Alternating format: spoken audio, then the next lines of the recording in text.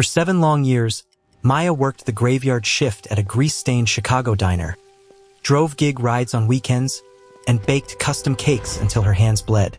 She didn't spend a single dime on herself. No fresh clothes, no vacation, no nights out.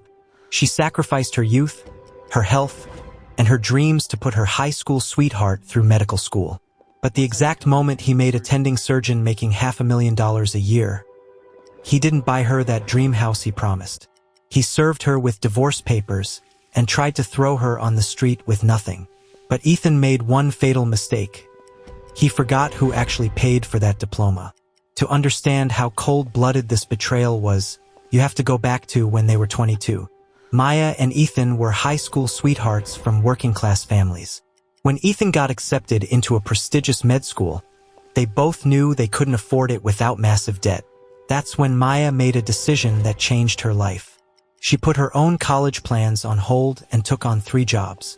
While Ethan studied 14 hours a day, Maya was up at 4 a.m. every single morning. She paid for the rent, the groceries, his textbooks, his exam fees, and even bought him his very first surgical kit. Every night, Ethan would look at her worn-out hands and make the same promise. Just hold on a little longer, Maya. Once I become an attending surgeon, you'll never have to work another day in your life. Year 8 came. Ethan finished his residency and was hired as a junior partner at an elite private surgical practice with a 6-figure starting salary. Almost overnight, Ethan changed. The humble guy who used to share $2 instant ramen was replaced by someone who only wore designer suits and spent his weekends at high-end rooftop lounges. And slowly, Maya became invisible to him. One afternoon, Maya surprised him at his clinic with a box of homemade cookies.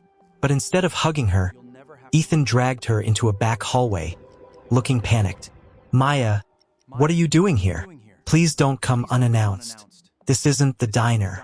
Appearance matters here. Maya walked back to her car in tears, but she convinced herself he was just stressed. She had no idea that Ethan was already planning his exit. 2 months later, Maya arrived home to find Ethan's clothes gone. On the kitchen table sat an envelope. Moments later, a process server knocked on the door. Ethan was filing for divorce, citing irreconcilable differences. Because Ethan hired a top-tier corporate divorce lawyer, they tried to spin a dirty narrative.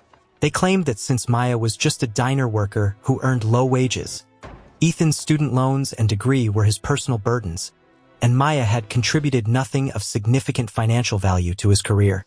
They wanted to leave her with nothing. Not even the savings account she built from her cake business. When Maya called Ethan crying, his response was ice cold. We've grown apart, Maya. My social circle is different now. Be reasonable, sign the papers, and let's move on.